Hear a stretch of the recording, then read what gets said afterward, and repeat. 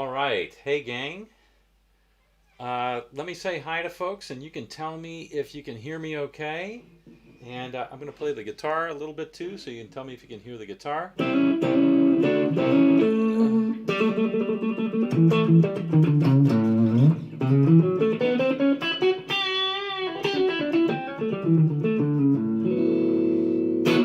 All right. Let me know if you can hear me okay, and if you heard the guitar okay too.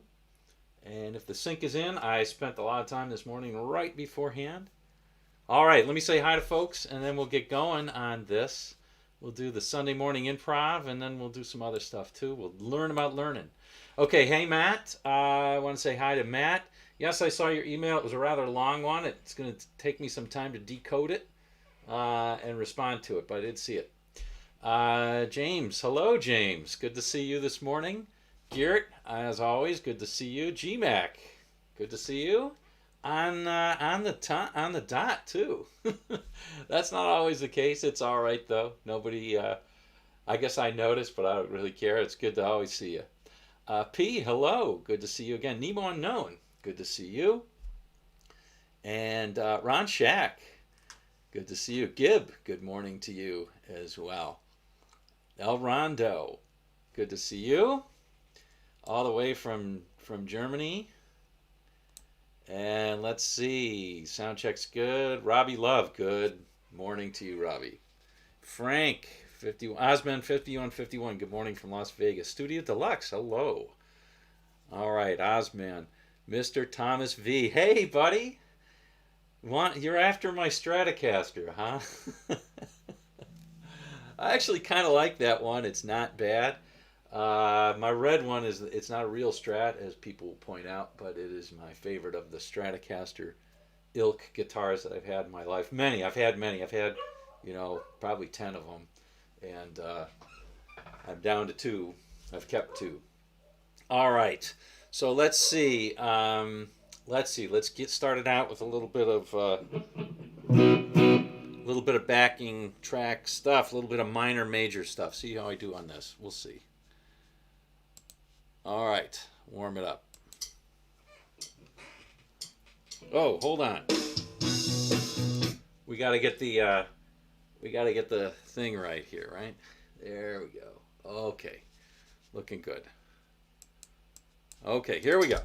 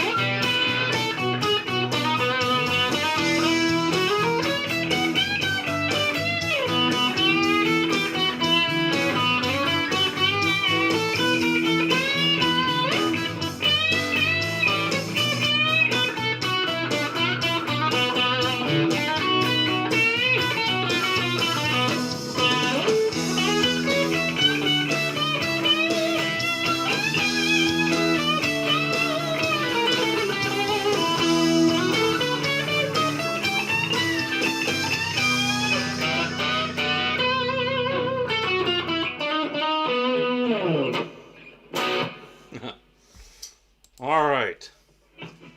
Okay, hopefully that was kind of fun. So let's let's get on with it. A little minor major thing. I was playing around with this morning, so we will see. Hopefully, the sound was not too loud. It sounded super loud. Um, Sounded super loud to me, so hopefully it wasn't too loud. Going between some major minor and then changing around on the key a little bit there. All right, so let's talk a little bit about learning. The reason why I started talking about this was because, or I thought about this was because I find myself in a new position at work, and a couple of questions that I got on guitar, and a couple of guitar students who I'll take you through the learning process that I have, both in playing the blues or improvising or learning music. So we'll kind of try and tie it to that. All right. So anyway, yeah, learning how to learn. That's kind of the thing. So I'm on the hook for delivering about 20 million bucks. My team and I are on the hook for about 20 million bucks to the business over the next year in Medicaid, actually, in the U.S. So we're gonna have to deliver about that much in value, combination of revenue and or cost cutting or whatever. And we don't know how to do it, and we're gonna have to learn how to do it. So that's why I'm gonna have to talk about this. So anyway, so how do you learn? There's lots of different ways of thinking about it, and I've been an educator for a long time. I've also been a leader of teams in business, and been a contributor as well, individual contributor in business, and taught chess and mathematics and baseball and all kinds of other stuff too. So I've kind of come to the conclusion that there's a lot of different things that are there. I know we've had discussions about who can learn how to do what. And I know some folks have gotten into, my guess is, rather heated discussions with other internet instructors who insist that anybody can learn how to improvise or play guitar or what have you. I'm in that camp, who I believe that anybody can do it, barring finger injuries or true learning disabilities. I think anybody can do it. You just have to be able to learn how to play in your own way and so forth. So I want to talk about some of the things that are there. I have 4 principles that are there, and then a 5th principle that you need to take on. So the first one is the first principle in learning is you need to be willing to make mistakes. So if you're unwilling to make mistakes or play wrong notes, then you're never going to learn. So that's number 1, is you have to have the attitude that you are going to make mistakes. In fact, it's important that you do make mistakes, because otherwise you can't correct yourself. So just one of the things that, one of the stories that I recently read about in business, I never knew this, was that in the 70s, there were these 3 guys who got together and they started a business called Trafo Data, I think it was.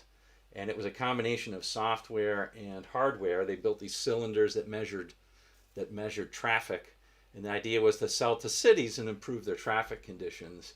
And they built a lot, and they ended up making about $2,000-3,000. They didn't make much money, so they disbanded and they quit. But they did start another company. Their next company was called Microsoft. So Bill Gates and Paul Allen were 2 of those 3 founders. And you bet that they learned a lot from from the mistakes they made in the first time around. Now, there's no guarantee that you're going to be Microsoft, of course, but it's a huge thing. And I want to relate this to one of the things from last week that I was a little bit shocked by when I suggested that people learn melodies, and I saw a lot of people who said they couldn't do it, or they didn't have enough background to do it. I'm here to tell you, folks, if you know how to tune your guitar, you know how to hold it, you know how to hold a pick, you can learn how to play a melody. And maybe we'll demonstrate that a little bit later. But you have to be willing to make mistakes. I prefer that people learn how to play melodies before they learn scales or any arpeggios or any patterns.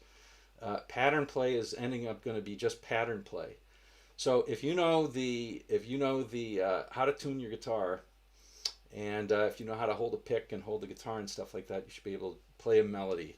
But if you're willing to make a lot of mistakes, and it's a huge learning experience to do that. So anyway, we'll demonstrate that a little bit in a little bit. The second thing is, so that's principle number one. Principle number two is you need to go deep on really, really simple things. So what I mean by that is you can't memorize the guitar or memorize your way to learning anything. Memorizing will get you so far. It's important to say, for example, if you're playing guitar, to memorize enough so that you start to become familiar with what the notes are on the fretboard. That's a good thing to do. That's not bad memorizing. But to sit down and try and do it all at once, to take out a piece of paper and a fretboard map and just say, in the next hour I'm going to memorize all this, that's garbage. You're never going to do it. And it's not going to work for you. I've had students I've taught in math who tried to memorize math. It doesn't work. Try memorizing Shakespeare. It doesn't work. It's not going to help you understand it. What's important is that you take a simple thing and you learn it really well. I was always struck by, in mathematics, how often the answer is to go back to the definition. For those of you who have ever taken calculus or have ever taken algebra and hated it or didn't do well, I was one of those people. And I remember one teacher I had, any question you'd ask, he'd go back to the definition of what a derivative is. And it just, every time he went back there, it astounded me that I actually didn't know the definition. I didn't know what it really was. And so the more that you can do stuff like that, the better. Let me show you what I'm kind of talking about here. Take off the distortion. So if you're playing blues, right? So let's say you're playing blues and you've got a lick, a particular lick. It feels loud to me, that. Let me turn it down a bit. That seems okay. And you've got a lick that you're playing. Let's say it's you're playing a blues in A, every guitar player's favorite key. You're playing a blues in A and you have this lick like this. Okay, now that's not a very interesting lick. It just kind of goes up that chord. Right? And that's kind of it's a melody, or it's something that's there. It can be played over an A chord. But it's important to play around and get to the depth of that. Are there different ways that you can come into those notes? For example, on the second note, I think many of us learn that you can play a slur. Oops. Oops. And that sounds pretty good. That sounds a lot better. Or I could play that last note not by playing it itself, but I could bend to it. Or I could slide into it. Or I could add some vibrato. So, the important thing is not to be able to play the complicated things well. You won't be able to do that if you can't play the simple things well. So practice on the simple things and understand them really well. If you can play a lick, say, down here, whatever. Can I play it in a different place? Does it sound the same? Right? It sounds different in each of those places that I played it, and it's not just the key, the octave. This is the same. This one right here is the same as this, and yet they sound a little bit different. My vibrato in one place is a little bit different, and I can explore that, and I should be able to explore it super deeply. Are some of the notes, so we can, just taking that lick, we can start to say, are some of the notes optional? Can I end on a different note? Oops, I'm sorry. So maybe I don't have to end on that note. Maybe I could end up on that note. Maybe I could bend to it. What happens if I come back to this? And stuff like that. I think the more you explore that kind of stuff, the better you're going to be conversant and fluent in it. And it's going to make you sound like you're talking with your guitar and stuff like that. All right? So you got to be willing to make lots and lots and lots of mistakes.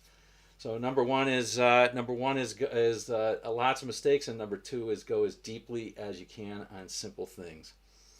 Uh, let's see.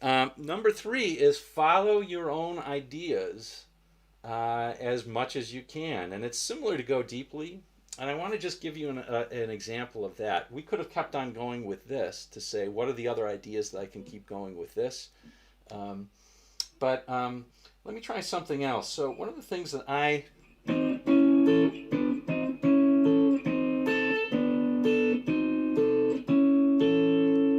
so there's different things that you can do with that. So that's just really playing a triad, for example. And I'm playing this double stop kind of going up.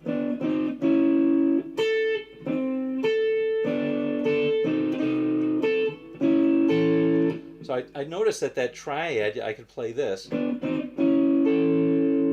then the question was, could I go down as well? Let me explore that a little bit. And I could, and what if I hit that pedal note every time?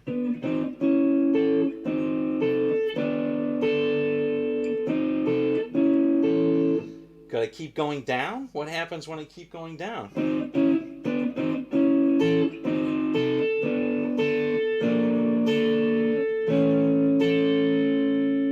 There is a resolution point down there, and if I stretch a little bit, I can get it. Is there a different way I could play that? Can I play a different note on the top to end it?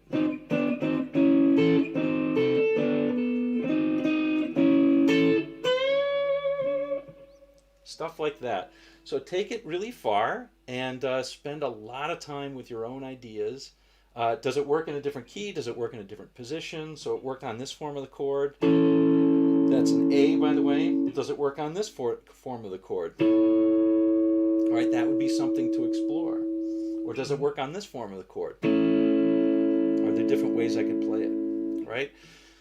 Maybe it works better in one than the other, or maybe you like it more, or maybe it's slightly different. And you start to learn all sorts of things that are your own. Nobody else owns them. You own them, right? And that's an important thing. That's a really important concept. I could go on to other things in the similar sort of vein. I love going from a 5 to a 1 chord by doing that sort of idea. You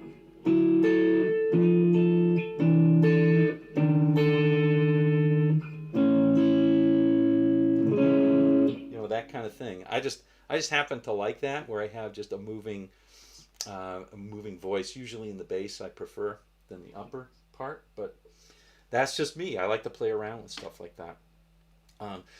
So that's that. So follow the flow that's there. The other flow that I wanted to tell you about, and this is an important thing, I think, is that it's really important to understand the historical flow too. And this is why I'm so big, so big on playing melodies, not learning guitar. One of the ads that drives me the most crazy is the guy that gets up there and says, let me tell you how to be a great lead guitarist. The first thing you've got to do is learn these scales. It's just to me, that's just so bullshit. I just think it's exactly the opposite. So if you go back, so one of the flows is the flow of history. So there was a chess champion, Max Erva, who believed that to be a great chess player, you had to go back to the basics of you had to go up the historical learning curve of chess as well, and that was, you had to learn how to play combinations, then you had to learn how to evaluate positions, and then you had to learn how to evaluate pawns and openings, but all of that had to be in a progression. And if you do that with improvisation, improvisation really all started, primarily at least Western improvisation in jazz, started with melodies, right? So people who learn the melodies, not scales, not chords, not stuff like that. So the early guys, the guys like Django, or even more so Louis Armstrong, they played melodies and they varied from the melody, and that was how it all started. So if you can play melodies, then that's a huge thing. I'm working on that myself. It's an all encompassing thing. I don't think I learned it the opposite way, of course. I learned it the other way around. But we're also advantaged if we grew up in a home where people played melodies, or if you like melodic sort of songs. Like the Beatles are pretty melodic. Classical music is filled with melodies. If you are a if you're into old-timey music and country music, old-timey country music like bluegrass and fiddle tunes are wonderful because there's so many that sound almost the same but are slightly different, and so to learn those melodies is really the thing. And then you improvise around those melodies. That's literally what improvisation was for many, many years. So, I think if you can learn how to do that, it's very advantageous to you because it starts to get the music in your head rather than in your hand. And I guess it's a viable play. It's a viable thing to learn how to be a hand player and just play with your hands the whole time. I don't find it very interesting, and I tend to not like listening to players like that, who clearly they're playing patterns. They sound like they're pattern players. And I'd rather be a head player. I'd rather be a heart player to play what's in my head and heart, not what's in my hand. So anyway, I just play that kind of thing that I enjoy. So I really try to discourage people from learning patterns. Or if you want to learn patterns, if you must, learn one pattern, one system, and then let that be it. Don't keep going. Then it's time to really learn music and force it on you. If you learn, like I learned the major scale, that was my thing. I didn't learn minor pentatonics. I didn't learn arpeggios. I learned the major scale. I forced myself to learn it all over. Great, that's my pattern. I'm done, right? If you later on you feel comfortable with everything, you can pick up another pattern, but it should always be superimposed with the music that you're listening to and trying to imitate. All right, let's see. Let's see. And the last, the last thing, there's two more. There's one more principle, and that is to ask questions. And that's obviously very similar. So don't feel content with where you are. Always ask questions and challenge what you don't know. That's really important. And it's really important to do it that way. Just a quick sharing of, I taught a class last week, is ask lots of questions of yourself and others as well, but ask them of yourself first. Challenge yourself. The most important thing on all of this is be willing to change. Be willing to change your mind based on what you learn. That's really important because otherwise you're never going to get better at anything. So you have to be willing to change your mind on what you learned. All right, that's it. That's it, folks. And we could take you through examples, but anyway, we'll see that. So I wanted to share with you one of the things with changing your mind, and the thing that really changed my mind was when with Brian May. Brian May was one of my favorite guitarists, and it was in the '80s. I was playing a lot. I had a big ego. I thought I was a great player, and but I thought I could still get better. And Brian May was one of my faves. And I read in an interview that he didn't play any scales. I couldn't believe it. I thought that understanding scales, understanding patterns on the guitar was the key to really improvising and playing things like that. And I found out he couldn't do it, and he didn't do it. And just trying to understand, it took me years to try and understand. How could he do that? How could he not play scales? How could he not do that? Obviously, he was doing it because if you listen to his leads on Bohemian Rhapsody, it almost felt like, geez, he's a super melodic player. He must know the major scales. But apparently, whether he did or not, he didn't think of them that way. So that was a huge challenge to me, and it changed the way I played eventually. All right. So that's that. I want to share that with ye. Let me catch up on a lot of the questions here. Lots of different things.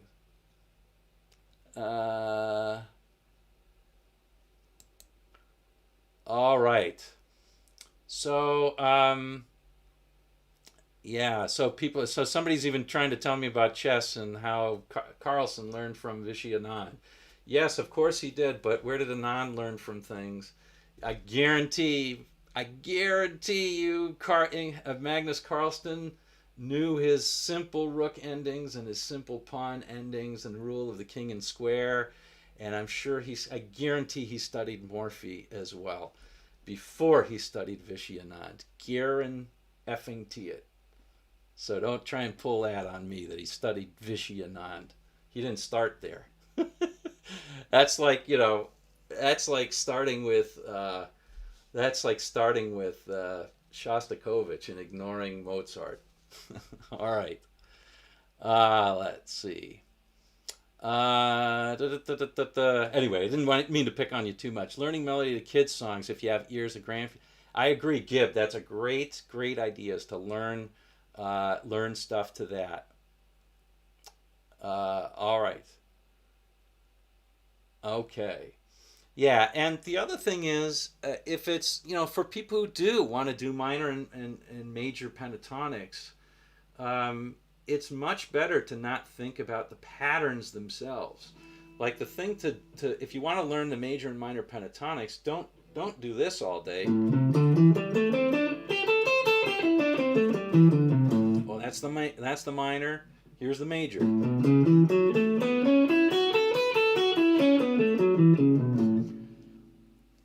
It's really hard to memorize. Now let's go to the next position. It's really hard to memorize that. Force yourself to play over a chord progression and play that and keep yourself to that position. One of the things a teacher told me once is he banned me from moving beyond different places on the fretboard. And I thought, well, that's really stupid because he's forcing me not to learn the whole fretboard. But in fact, he forced me to learn just in a little place, right? So he started out in, say, the key of A, and then we do all 12 keys. Like, damn, it's easy to do an A, but now you're telling me to do it in A flat and B. And the point is you have to learn all the different positions in that right there. And it makes it easier for you later. All right, so that was something that was interesting to me. All right.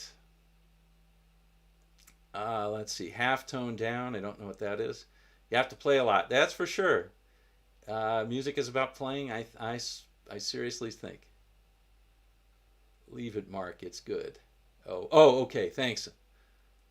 Let's see. This is Strada. Learning by trial and error. Yeah, a lot of learning is by trial and error. Now you can be a little bit better than that, Rob, because later, if you learn a pattern, right, it helps. Let me illustrate that. So, let's say we were playing Sweet Georgia Brown, right? So that might be a melody that most of us are familiar with, right? So if I play da da da da, oops, I maybe have to go lower. Da da da da da da da da da da. All right, so if I start.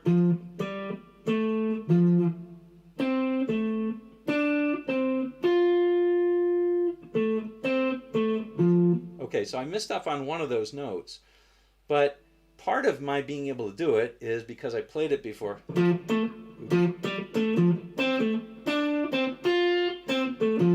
Okay, so part of it is I have to be able to remember that melody, so I have to be good enough to listen to it. I should have said listening to music is one of the first keys as well. You got to learn how to listen to music. That's a skill, and that's definitely a skill, is to listen critically to music and listen for it and imagine how it might be played on the guitar. It's also a curse because forever after, once you get in that habit, it's going to mess you up. You have to actively listen to music. It's a blessing and a curse. But anyway, eventually, the point I was trying to make is knowing that it's in F and that's an F arpeggio.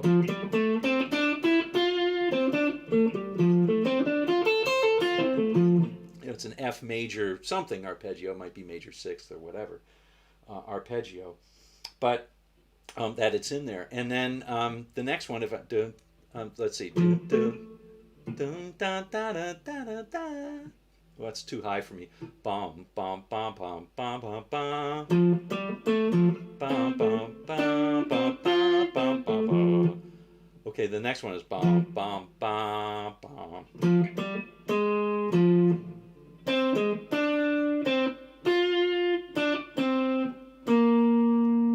That's right.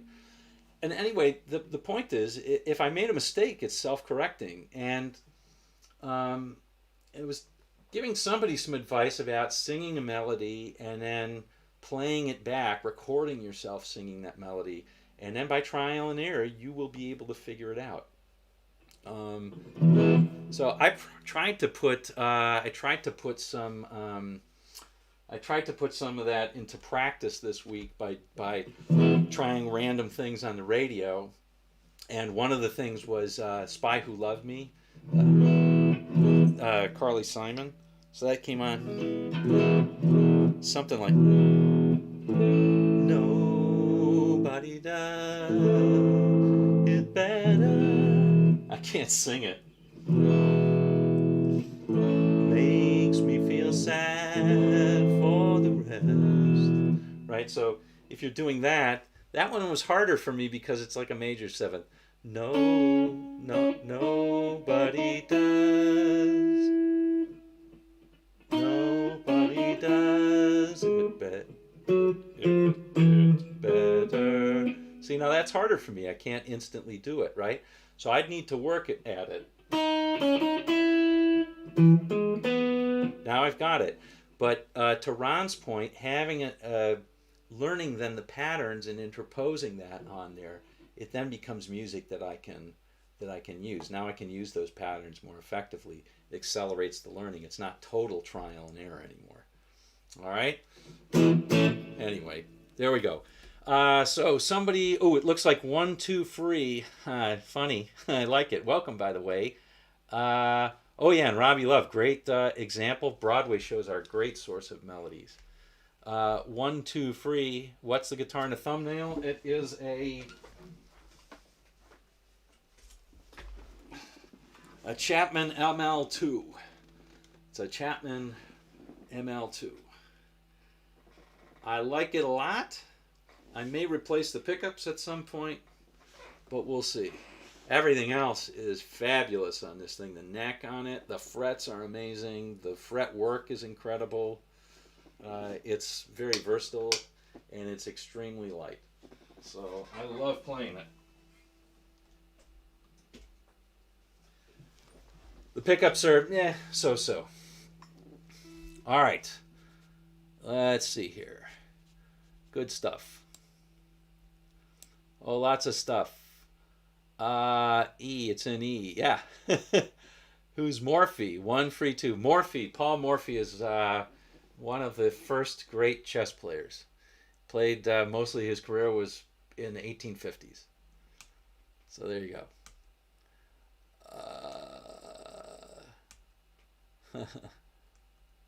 All right.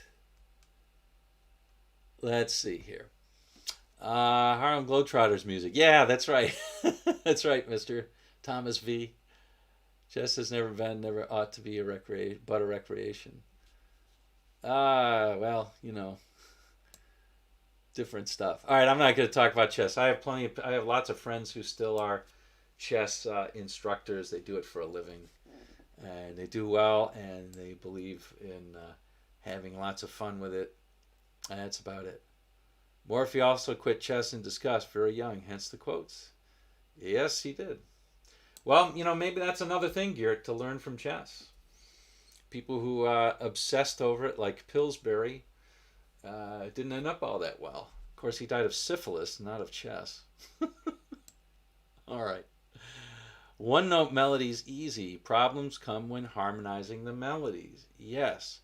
So one-note melodies are easy. Harmonizing the melodies are difficult. Yeah, so that's something that it's important to work on, right? If that's also a skill that I think it's really important to get your ears going. And there's a few people who are pretty good at it. Amy Nolte Music, she does a lot of reharmonizations of tunes, which is good. But if you try and jazz up a tune, that's kind of good. Those are interesting. What happens if you harmonize it differently? Okay. Hey, James Crow. Hello to you. Intervals elude me. I practice them diligently. Again, I think while I think that people can practice intervals, sing a third, sing a fifth, sing a seventh, I think it's much better if you anchor onto a song and then learn that. Right? So if you anchor onto something that you hear in a song, like that the flatted fifth, or like you can remember a flatted second is like Jaws.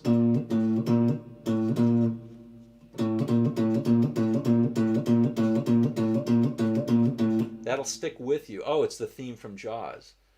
Or, as some people think, like if you, this is slightly different. This isn't intervals, but it's memorizing things like the modes, the sound of the modes. People say, oh, yeah, it's like the beginning of Billy Joel, um, not Time of Our Lives, I forget what it's called. This is the time. Do do do do do do do do do do do do. I can't remember what it's called. Here I am trying to teach that, but I can't remember. Or we did YYZ last time. That's the flatted fifth or the sharp fourth, right? So if you can remember something like this, oh yeah, YYZ, that's an interval of a sharp four. That helps you. That helps you a lot. All right. Okie doke. What advice would I give my 27 something self? That's a great question. 1, 2, 3. About love, about guitar, about career. Oh, I think it'd be about the limit. For me, I think it would be try and play who you are. Try and be who you are. Don't try and play like somebody else. That would be better. I think if I would have learned to have fun with the guitar, that would have helped me a lot when I was younger. And just try and play my own ideas. That would have been it. It's harder, by the way, when you start out. It's a lot harder, but it ends up being, I think, a lot more fun.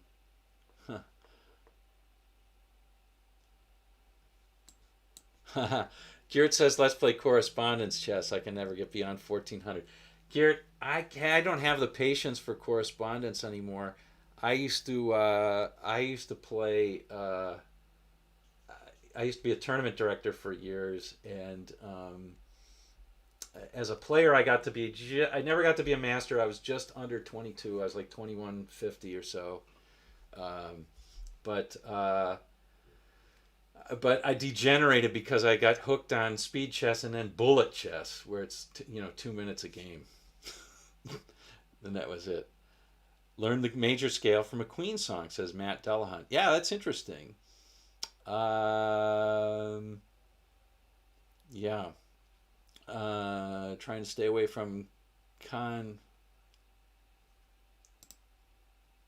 So David Smith, I see that there's a question here. There's been some controversy about his attitude and criticism of others.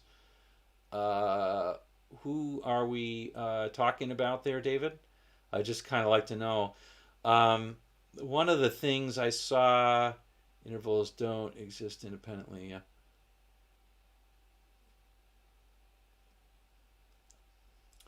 Um, TBA says, I find myself not suffering fools very gladly these days. Not sure if that's good or not. Hmm. I don't know. I mean, I have to coach a lot of people who are very, very beginner. And I don't mean in guitar. Actually, I do mean in guitar. So it takes a lot of patience for me. And sometimes I flip around the guitar to realize how hard things are.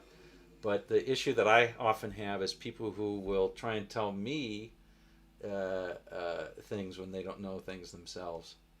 That I just politely exit from the conversation, because I can't teach somebody like that. I can't teach somebody who insists that I teach them their way, even though I know that their way is holding them back. Let's see, and yeah, I think that's right, Gear. Just exit stage left. It seems to make it work better. Oh, Chapman, yeah, David Smith, yeah,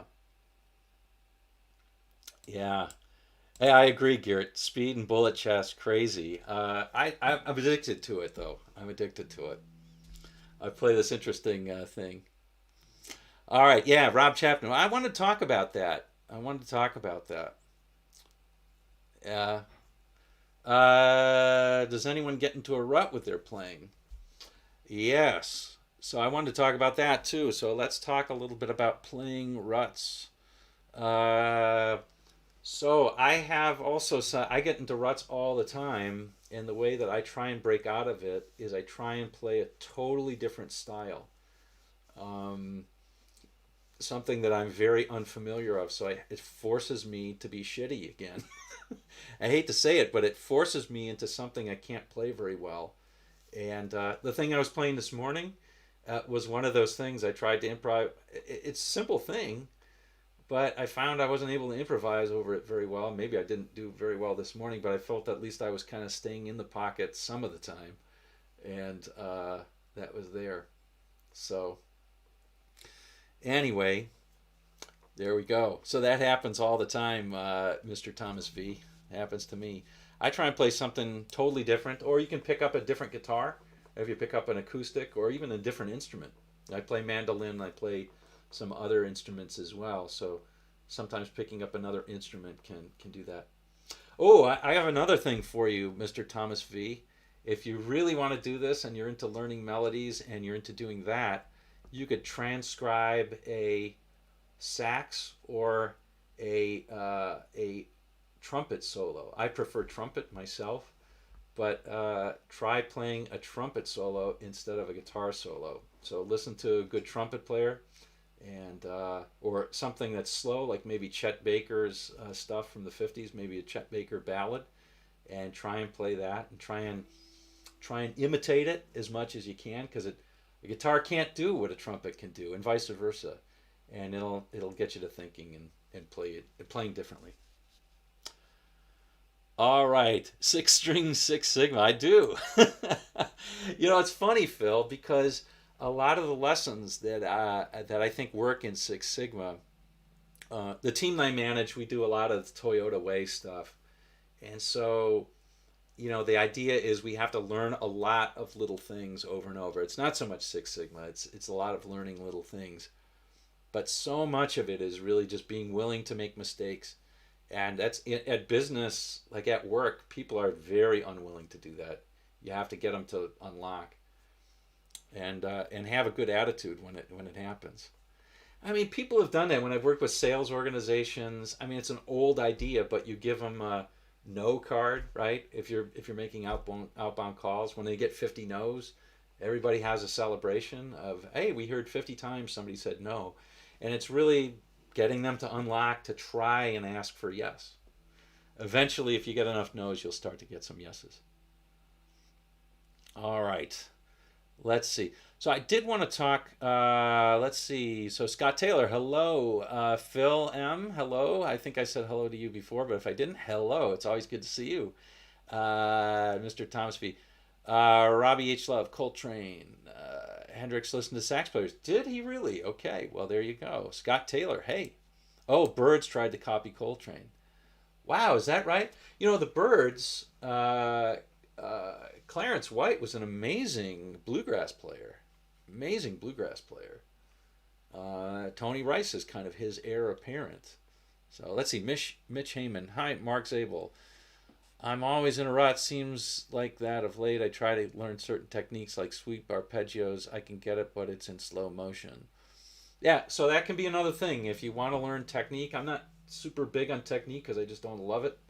But it's fun to do once in a while.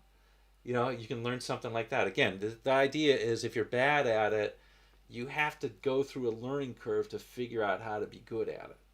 So it helps you slow down, and that sort of thing can get you out. Yeah. I like the idea, personally, I like the idea of trying different music that you haven't played before, listening to stuff. Maybe even stuff that you don't like. Problem remembering licks when I move on to something new. So, Ron, that probably means you aren't learning the licks. It probably means you aren't really learning them. And that's okay. The important thing is not to learn licks necessarily, but to be able to play when you put on the backing track. So when you put on the backing track, there's different things that you can do to learn licks. One is to play them like we were doing before. If that's your lick, play it in a different position.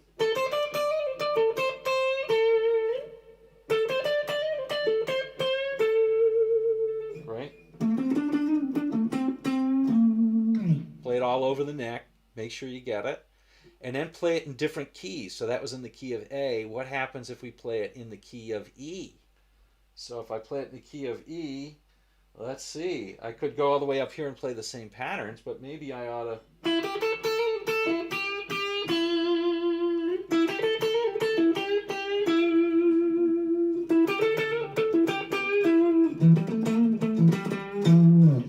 Right? And so if I can play it in all those different places and in different keys, chances are I'm going to start remembering at least that idea of the lick. That helps me a lot. I know every teacher says that. Play the licks in different keys, play them in different positions, but it really does help a lot. And, these videos where they say, hey, here's 10 licks. That's great, but don't kid yourself into thinking you can learn 10 licks in 3 minutes. You just can't do it. That's a dog face boy. I don't know what that means. Frank Gambale uses sax. Garcia is similar to Coltrane. Now, Geert, I did not know that Coltrane named his son Ravi after Ravi Shankar. Tomas Solarowitz. Hey, Tomas. Any tips on how to practice rhythm and playing in time as a beginner? Oh. So I mentioned, learning melodies being in some ways the most fundamental. That's actually not. Rhythm is probably more fundamental. By the way, when you go to fundamentals, there's many different ways of viewing it. So when you learn a truth, for example, it's not the truth. Just keep in mind that. That's why it's so good to always go deep onto simple things. So, for example, one way of viewing Western music is that it only has 3 elements to it. It has rhythm, it has melody, and it has harmony. Viewing it that way is great, but that's, of course, a very Western concept. There are other ways of thinking about it, but it is a way of stripping out all the stuff. So how do I do it? I'm not the greatest rhythm practicer, but what I like to do is I like to put on a metronome and just try and play along with that metronome so I don't speed up, slow down. And then I'll do different counts. So I'll count triplets and fifths and sevenths and stuff like that. By just not moving around on the fretboard, I'll just kind of play a dead note. Right? So if I'm practicing my timing and I want to do half notes, I can count out 1 and 2 and 3 and 4 and 1 and 2. Oh, I'm sorry, 1 and 2 and 3 and 4. Right? So you can do that. But then when you're playing, if you're playing something a little more complicated, like quarter notes, 1 and 2 and 3 and 4, or eighth notes, 1 and 2 and 3 and 4 or triplets, 1, 2 and 3 and 4 or you can learn how to count in different ways, right? 1E and a 2E and a 3E and a 4E. But I think that once you get started going at all fast, it's really hard to count it with your voice. So it's helpful to have that metronome and just kind of try and stay in the pocket if you can. The other thing is listening to people and being kind of very conscious of where they're playing and counting at the same time and tapping out your foot. Foot tapping is a very underrated skill, I think, as well. Dogface Boy is a riff. Band is called the Eels. Okay, I'll have to check that out. El Rondo. Dave was on keyboard, started guitar at age of 48. Okay, I must have missed that part of the conversation. Here's a good one. Trying last night in the open riff. Just got paid from ZZ Top. It pedals on the low E. I'm getting close. Okay, that's a cool one. Just got paid. Yeah. All right. Rock Bottom from low E. Yeah. Okay. Let's see. So I think we're kind of nearing some things. We've been 52 minutes in. I did want to talk a little bit about this Chapman video. Chapman is getting a bunch of shade from stuff, and frankly, I didn't really listen to the thing. I'm not a huge fan of his channels. I just found I don't always have an hour. I find a lot of his stuff is just kind of rambling. The stuff with like at Anderton's, it's fun if you like it. It's kind of entertaining, but I don't love his humor. So I like Lee. Um, I like his interviews, and I don't mind when they work together because they have a pretty good rapport. But as far as the rest of the stuff, okay, so he's got a company, and his company did a deal with Rift City and then maybe pulled it out. I just don't know the details on that. And it looks like somebody did kind of an expose on him and said something about how he likes to bully people and use his power. And then maybe he proved it by doing a video that was a response to it that got people to his followers to bully this guy and take down the. I just don't know. But I do know that there's been a large number of other things that have popped up on that. And if he is doing that, it's bullshit, and he ought to stop. Um, I have no I have no I have no sympathy for people who abuse power, none, or for people who make fun of people who have handicaps or things like that. I have no use for people like that. Life is short, and we're only on this planet for a little while, and then we're gone. We may as well enjoy it and not give everybody else a hard time. So that's all I know about that. I do like the guitar though. I do like the guitar. It's not the greatest guitar in the world, but it's pretty nice. The neck on it is really fabulous. So that's that. Also a charity record scam. Uh-huh. That is interesting. Hasn't he split from Anderton's now? Well, I think from what he said is he made a deal with Anderton's, and when he appears on the videos, he gets a certain amount of payment, which to me makes sense, right? I mean, it's what he does for a living. He has this channel. He's got a lot of followers. That didn't come by accident. He worked for it. Um, should he be able to use it? Sure. Should he be able to be a jerk with it? No. Um, just to let you guys know, I'm getting now a number of these things from. I'll just show you. Um, I'm getting lots of stuff like this now. Offers from. Now you can't see what's in the Amazon box, but you can see it's an Amazon box. And stuff like wireless guitar kits. That's what this is. And actually, a guitar company asked me to review some of their guitars and some of their instruments, which I'm going to do. So that's a nice perk of doing a lot of the work. I like that. And then I can choose what I want to do with those guitars. They send them to me. Now, they're not Gibsons or D'Angelicos or guitars that I would buy myself. They're of the inexpensive variety, but I actually am interested in knowing whether inexpensive guitars are any good, and what, if they're not good, what's bad about them, and so forth. Because for beginners, it's good to do that. For schools and things like that, if they can buy things that are inexpensive, maybe they can teach people guitar. So yeah, or ukulele or whatever. So that's kind of cool, So why not use that? Let's see. Gus Dog Brown Lab. Hey Gus, managed to get your Clapton Forever Man chords and solo down. Great lesson. Thank you. I'm glad you enjoyed it. And I got my favorite comment on that one. I always enjoy everybody's comments, but my favorite one was from Mr. Thomas V, who said he would take that Strat off my hands. No problem. And Mr. Thomas V, yes, I'm not an absolute Strat lover, although I do like that guitar. But that one was given me by a very, very dear friend, one of my oldest friends. He was the best man at my wedding. He had it in his attic, never played, for God's sakes. And the neck was not in good shape, and so we'll see how it goes this year.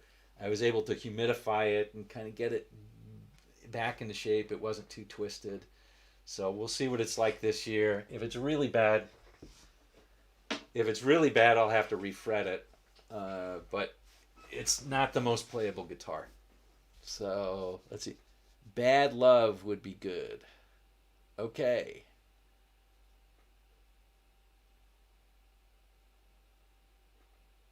Will I give away free guitar picks? Sure, why not? Let's see. Uh, let's see. Sean Lane played with any musicians. Sean Lane, a jazz musician. Okay. Rock bottom. Okay. Hey, see everybody later. I understand people are going to get going. I have to get going as well. Got to get some other stuff done. We give away the free guitar picks. Yes, a lot to it than that. Questionable remarks about others. Oh, that's back on the Rob Chapman. I'll have to look more into it. Um, I don't know. I don't know. I don't like throwing shade on people. I understand that people do what they do, and but abusing power or being just a shitty human being to other people is just not my bag. And if you're doing that, please stop. That's just what I think about it. If you haven't, there's a nice article in the Times this morning written by Sully Sullenberger, the guy who is the pilot who uh, uh, his in 2009 his plane was hit by birds and he had to make this emergency landing and he became this hero. It's a nice little article on not making fun or taking advantage of others. I enjoyed reading it, and whether you agree with the premise of it itself, I think at the end of it, it's he's got the right thing. If you're making people fun of people who stutter before they stutter because they stutter, or if you're trying to manage that yourself, it's just not a thing to do. Just stop doing it. It's not helping anybody. All right, hey Tone Seeker, came in at the end. Oh, did the power finally go to his head? I don't know. That's a good question. Maybe the power did. Okay. Oh yeah, Frank. I didn't mention this to Frank. I hope he's still here. Maybe he's gone, but if he isn't, I did see his fly guitar, his latest. Oh, it's an awesome looking Les Paul. Beauty. That's good. So he picks up those fly guitars and then does that. Plus, he makes his own, which is pretty cool. Pretty neat. Rick Jackson. Hey, hi, Rick. Glad you liked the Drift Away tutorial. Glad you dug it. Yeah, a lot of people looking at the cheap, glary guitars. Yep. Which ones do it? Ron asks, which guitars do I have on a reverb? I have two up there right now, and soon to be a third. I have two Ibanez's, an Ibanez AXD 83P, which is a semi-hollow shaped like a Gibson Les Paul, about 6.5 pounds or 6.2 pounds, a very light guitar. It's a semi-acoustic, right? So it's very thin. It's like a 335, but it's a Les Paul shaped body. So that's cool. And then I have a Ibanez Artist 420, which is a reissue of the guitars in the 80s that Ibanez put out. Real great neck on that thing. It's just a solid workhorse guitar, and it looks beautiful. Anyway, those are the guitars that I have up there, and I just have to get rid of some. They're actually better than some of the guitars that I'm keeping, but I feel like I got to keep the ones. I go on the road with the guitars a lot, or with one or two guitars, so I need guitars that I can beat up. Okay, let's see. Tom Hanks played him in the movie. Played who? Missed. I must have missed something there. Tom Hanks is a jerk. Is that right? He doesn't seem like he would be. Oh, Tom Hanks played Mr. Rogers. I see. Yeah. Yeah, I agree, P. Treat people the way you want to be treated. That's it. Tom Hanks is a jerk. So he must not have been like that. Treated me badly at his office. Yeah, that's really interesting. My business partner and I used to have a test that we would give to whether we wanted to do business with a particular company was based on, we'd get and we actually had the luxury at the end part of my business of turning down a lot of potential clients. And if we had sort of a waiter test. And basically the thing was, if we went to a restaurant and they treated the waiter with respect, that was a very good sign. If they treated the waiter like they were just beneath them, that was a very bad sign. So other things are, you can tell how people treat their kids. Um, so that makes a difference, I think, if you can observe that. I mean, it's hard to ask somebody, hey, let's why don't I come over your house for dinner tonight so you can show me how you treat your kids? That's kind of a goofy way of doing it, but every once in a while you can get little glimpses of how people treat their kids or their spouse or whatever. It should be as a human being, you know. Monoprice guitars. Oh, how do I find them? That's a good question. I think, Ron, my shop is called Mark Z's Guitar Shop. I think that's what it's called on Reverb. So you could probably search that. If you go onto Reverb, you could search it. There won't be too many Ibanez AXDs. In fact, it might be the only one. Now, the Ibanez AXD, not to try and oversell this thing, but that was one where I really thought that was going to be a keeper guitar. I had a bone nut put into it, and I had the frets all reset and re-leveled, and that thing plays like a dream. I also put in new pickups into it, and if you like the older pickups, that's fine too. You get both of them, but that's a great guitar for the price. Anyway, Sellenberger, Hank played. Oh, that's right, he did. That's right, Mitch. Tom Hanks played Sullenberger in that movie. That's right. Yeah, Memphis guitars. I don't remember that. Yeah, that's right. Tone Seeker. Tone Seeker says yes, or Geert says Tone Seeker, the guitar make I'm having problem recalling is made by Monoprice. Yeah, yeah. I think maybe Daryl Braun might have reviewed a Monoprice guitar, and he liked it. I remember it was something from Monoprice. TBA says I truly hate control freaks. I've run into way too many of them. Yeah, I agree. Control freaks are a problem. Rick Allen from Def Leppard was very. I'm so happy to hear that, David. Def Leppard won me over. I'm gonna have to do some of their songs. I keep saying that, keep threatening it, but Def Leppard won me over because I went to. I think I've told this story before, but I went with a one of the. I was facilitating for this for this team, and we got together in Hartford, all together, and the project manager and I. It was a fairly big team. It was a team of about 20 people, and the project manager said, "Hey, Def Leppard and Journey are playing tonight. Anybody want to go?" And I said, "Yeah, I want to go." And she and I were the only two people who went. And I came to her. I met her at the hotel restaurant, and then we walked to the convention center because I was staying somewhere else. And here she was. That she was wearing this. As soon as I got there, she was in a she was in a black T-shirt with Journey written on it. One of those concert tees, and she had her hair all rocked out and like with the waves. And she was a total rock chick. It was awesome. It was really awesome. And I was not dressed that way. I mean, I didn't have khakis or anything like that. I had jeans, but it was pretty funny. All right, so that's good. And the reason I was going to say that, P, is that I was a huge Neil Schon fan, and I was expecting to be blown away and really enjoy his playing, and I hated it. His play was not interesting, and he changed guitars every song, and the tone was bad, and I could maybe chalk some of that up to the venue, but his playing was just it was just a whirlwind of notes. It was not melodic at all, and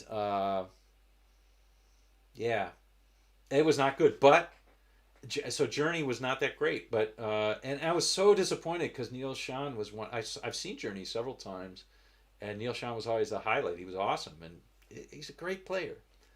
But Def Leppard was incredible. They were great. I couldn't believe it. I never liked Def Leppard that much, and then so many of their songs were great. I enjoyed seeing them. Indio, thank you, Geert. Yes, and it's Daryl Braun, not Brown. He's Canadian. He's a Canuck, eh? Yeah. He's a good. He's a. I like his channel quite a bit. I like his attitude. He seems like a nice guy. That channel is super popular. His videos are really good. So I like his stuff. Rory was down to earth. That's good to know. That's great to know. All right. Yeah, maybe Neil Sean was there for the payday. I don't know about that. So Mr. Thomas V says, "How about the 2020 Rock and Roll Hall of Fame inductees?" I don't know who they are. So who are they? Can somebody clue me in? Yeah. Oh, you know what? Tone Seeker. I think Daryl Braun just did one.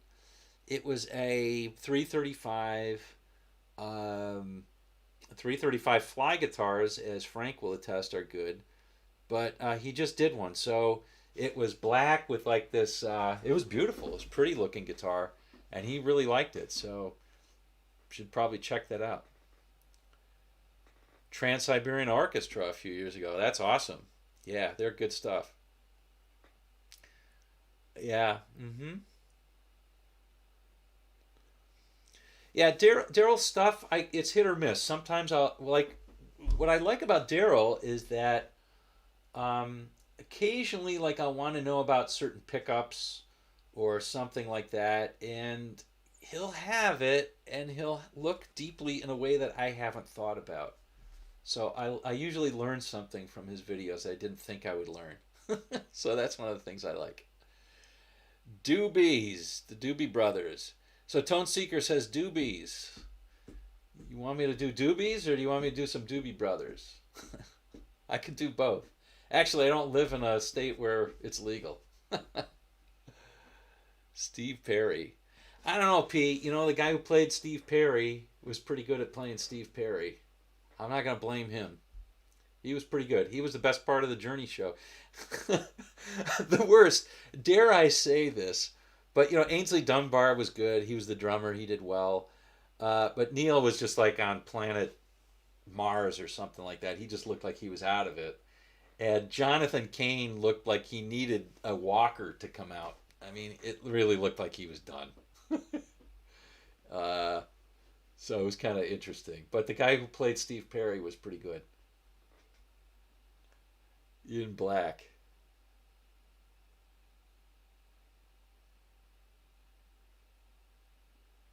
Mm-hmm. Indio 335. Yeah, that's it. Yeah. Yeah, check it out. Check it out, Tone Seeker. It'll be good. Who's elected to go to the Rock and Roll Hall of Fame and who should be in there? Who is not elected? Whitney Houston. Oh, I know. I did hear about the Whitney Houston being. How is that rock and roll? How is it rock and roll? By the way, I asked the question like who are the greatest in the 70s? Who's your favorite pop guitarist? And the whole point of it was really to challenge to say, wait a second, what does pop guitarist mean? So like somebody answered Jimmy Page, and maybe because you know Led Zeppelin had some of the number one songs, but somebody else said Steve Lukather and Larry Carlton, and so you know, do they fit more into pop '70s guitar than say Jimmy Page? I don't know. The whole point was not to box somebody into an answer, but to just say, hey, what do you think? And just to see what people said. But I was a little bit shocked at that. Yeah, Whitney Houston doesn't seem to be too rock and roll to me. She's about why not put Donny Osmond in there, because I know Marie Osmond was a little bit country, but he was a little bit rock and roll. I'm being facetious, of course. Biggie Smalls. Oh my goodness, Biggie Smalls, really?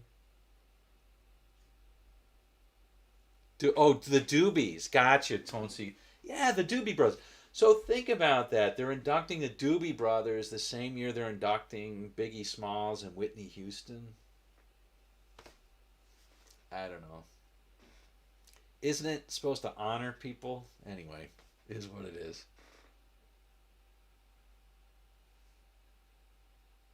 Oh, now see, Geert saw Neil Sean when he was with Santana, and that's when he had the big fro and everything. I bet.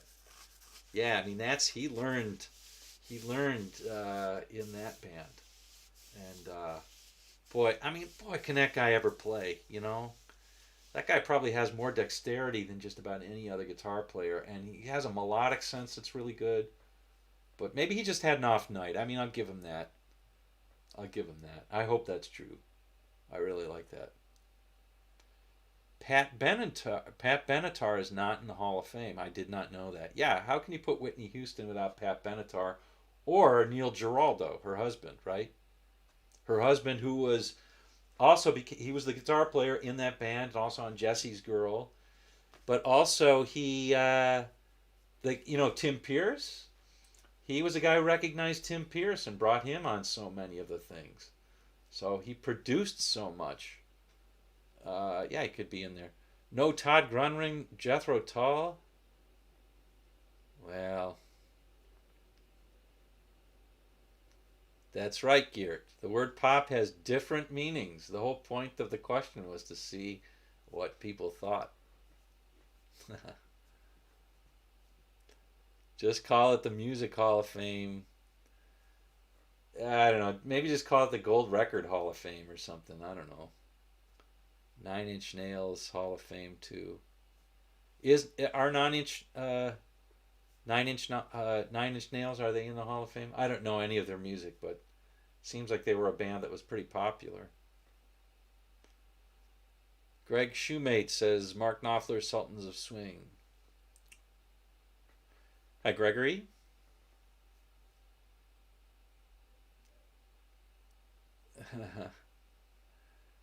Well, it is interesting. I think the tendency is to put too many people on. I live really close to Cooperstown, which has the Baseball Hall of Fame. And I'm actually of the opinion that, when people say the Hall of Fame is snubbing someone and snubbing this other person, I don't love that. I think that is what it is. The Hall of Fame is there not to snub people, but to honor people. But if they honor everybody, then that's when it starts to become a snub fest, right? Because then it's like, well, who didn't get in? So to me, they should be pretty selective. Mark Zabel, Teacher Hall of Fame. Thank you, Ron. I don't think so. They're far greater teachers.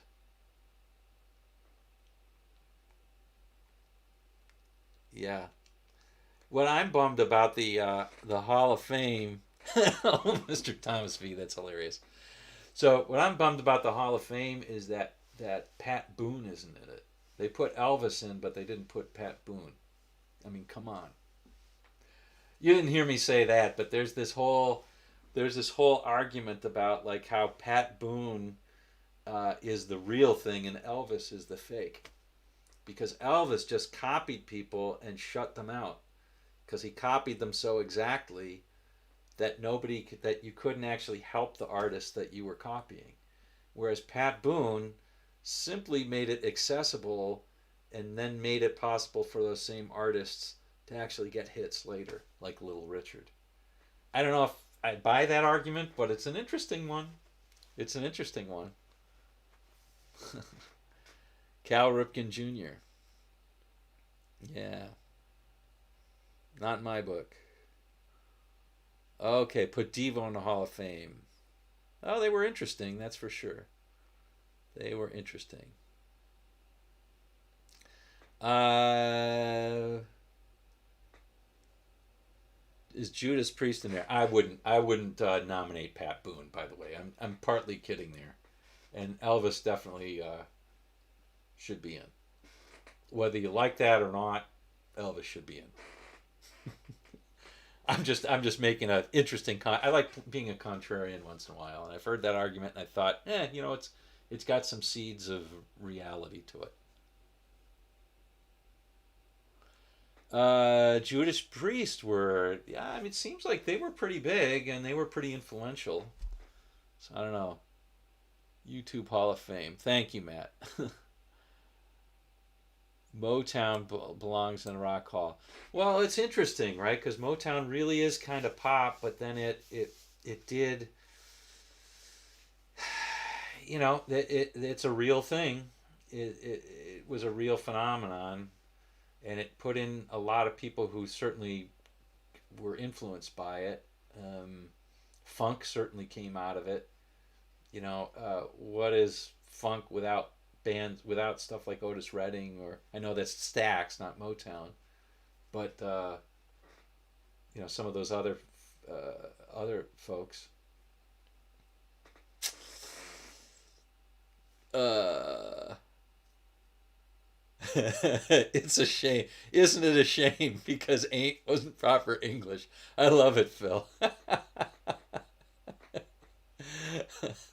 Isn't that a shame?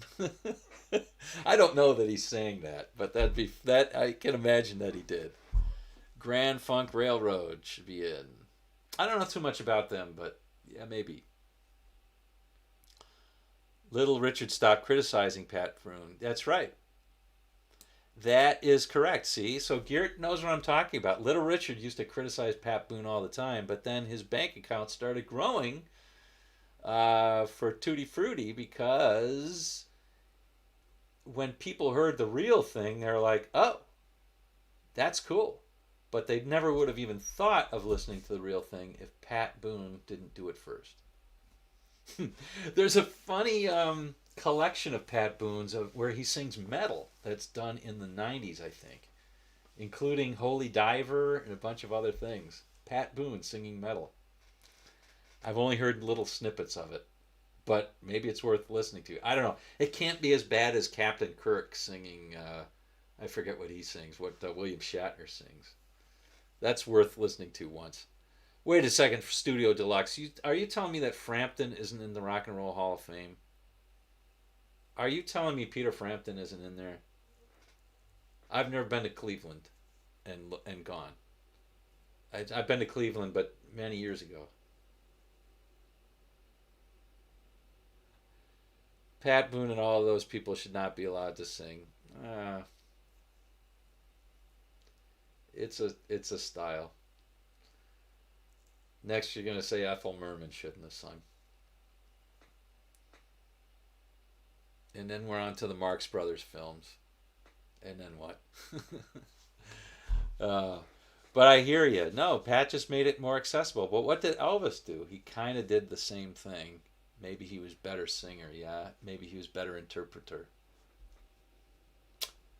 But it was an accessibility thing. Why is Clapton more popular than Freddie King? Freddie King's a real deal.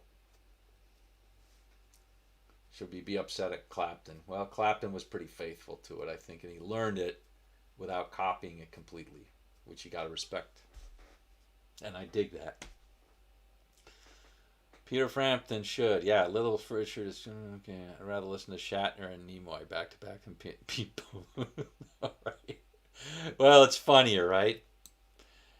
It is funnier. I think Pat's trying to take himself serious. Oh, Lucy in the Sky with Diamonds? Was that it that Shatner did? I don't know. Son of a gun. Walk in shower Hall of Fame. That's funny, Ron. Is that right, TBA? Pat Boone used to come in on talk shows wearing full leather and metal studs. That is funny, funny. Oh, that's great, Mr. Thomas V. 40 minutes from Rock and Hall Hall of Fame. I used to live pretty close. I lived in Columbus, Ohio for a while. And my wife almost took a job in Hiram, New York, which is a suburb of like somewhere between Akron and Cleveland.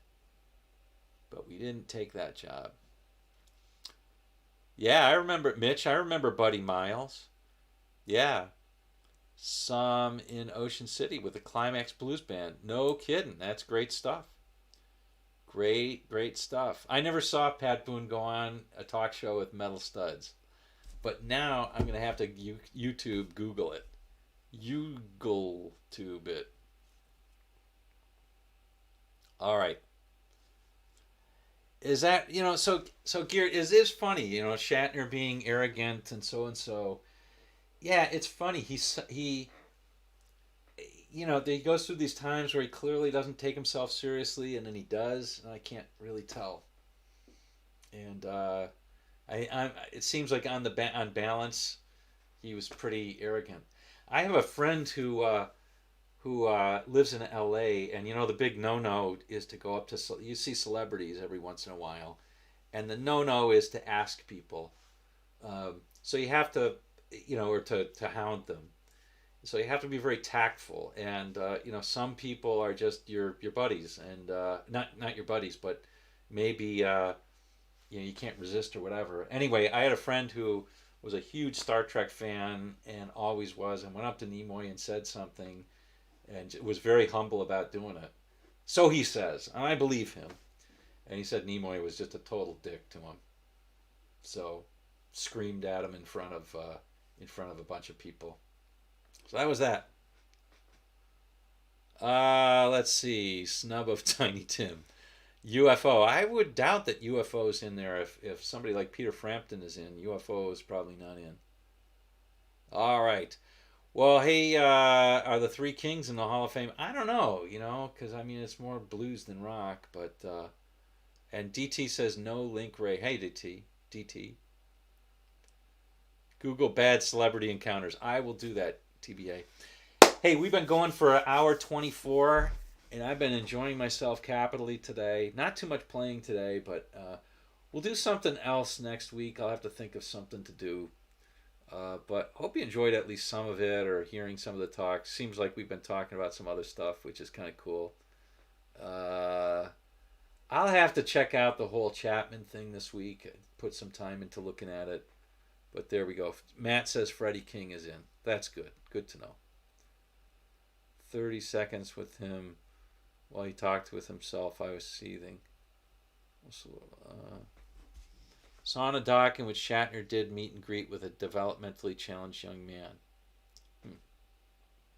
All right. Okay, gang. So I will see you folks this next week. And we'll do a video on Thursday, and then usually a smaller video on Saturday. Just like this time we did the Freddie King one, and I think I did a little Johnny Winterlick the week before. So we'll keep doing that. We'll keep Thursdays for sort of the longer video, and the Friday one for being maybe some little theory, or maybe some other thing.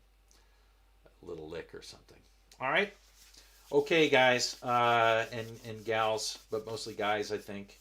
Always great to have you come in. TBA, thank you. Garrett, thank you. Matt, thank you. SBJ, thanks for coming in the last minute. Always great to see your emoji storm. It's the best, man.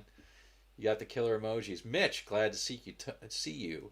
Tone Seeker, Frank's not on anymore, but give a shout out to Frank. Good to see you. Mr. Thomas V. Nemo Unknown. Shiner Sound Studio. Thank you. GMAC. Good to see you. Bobby Boy. See you around. Always good. We have some new folks, so it's good to see you. Phil M. Gregory Shoemate. I think I mentioned Mitch. David Smith. Always great to see you. P. Great to see you on. Ron Shack. Gib was on for a while. Tone Seeker. So many folks on today. Really appreciate it. We'll see you on down the road.